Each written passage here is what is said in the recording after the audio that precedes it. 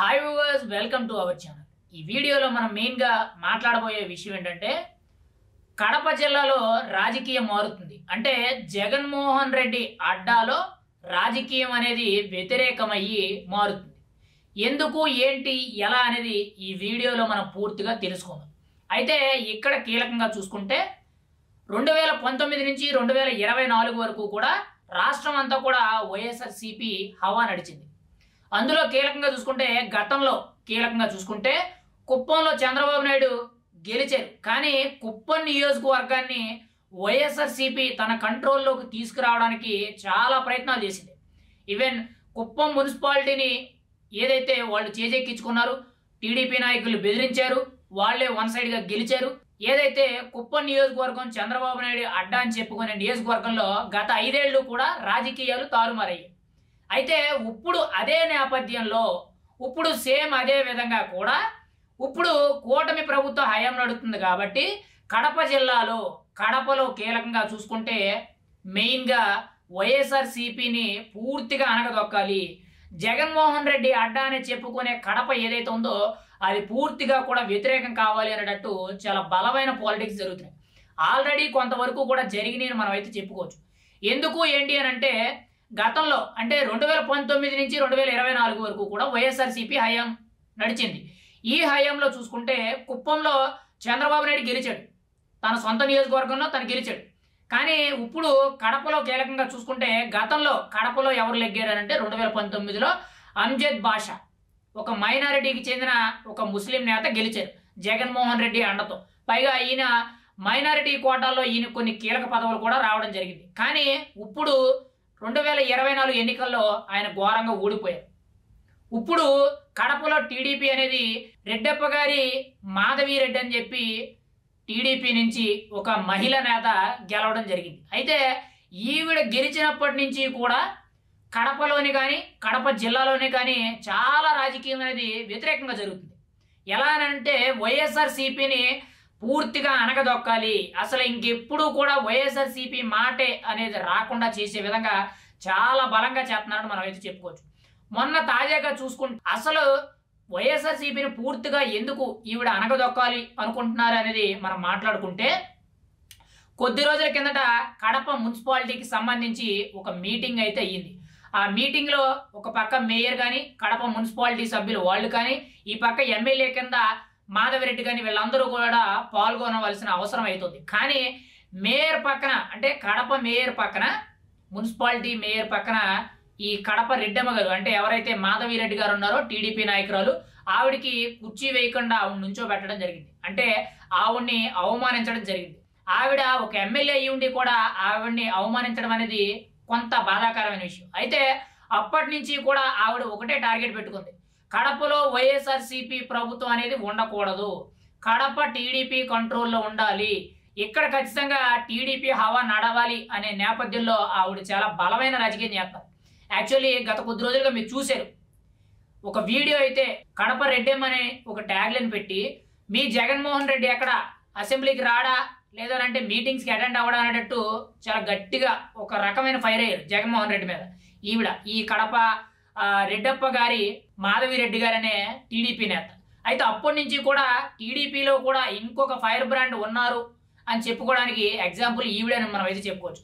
అయితే ఈవిడని గతంలో ఏదైతే అవమానించారో అది చాలా బలంగా పెట్టుకోవడం జరిగింది. ఖచ్చితంగా కడప మొత్తం టీడీపీ కంట్రోల్లో ఉండాలి, అది కూడా నా హయాంలో జరగాలి అనేటట్టు చాలా బలంగా పెట్టుకొని కడప మున్సిపాలిటీకి సంబంధించిన కార్పొరేటర్లు ఎవరైతే ఉన్నారో వాళ్ళందరినీ కూడా చక్రం తిప్పడం మొదలుపెట్టింది. ఆ నేపథ్యంలో కీలకంగా చూసుకుంటే ఇప్పటికే దాదాపుగా 11 మంది దగ్గరగా 11 మంది అయితే అఫీషియల్గా 10 మంది ఒక వ్యక్తి అనధికారికంగా మొత్తం 11 మంది కూడా టీడీపీలో జాయిన్ అవ్వడం జరుగుతుంది.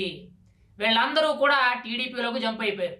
కడప మున్సిపాలిటీలో కీలకంగా చూసుకుంటే 50కి పైగా కార్పొరేటర్లు ఉన్నట్లు మనకు సమాచారం అయితే ఉంది.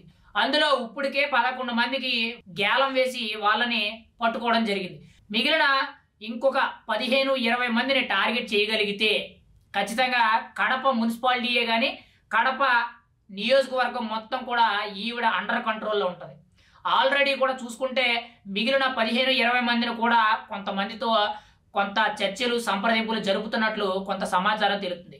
మరి వాళ్ళు అంత ఈజీగా ఎలా వస్తారు అనుకుంటున్నారా?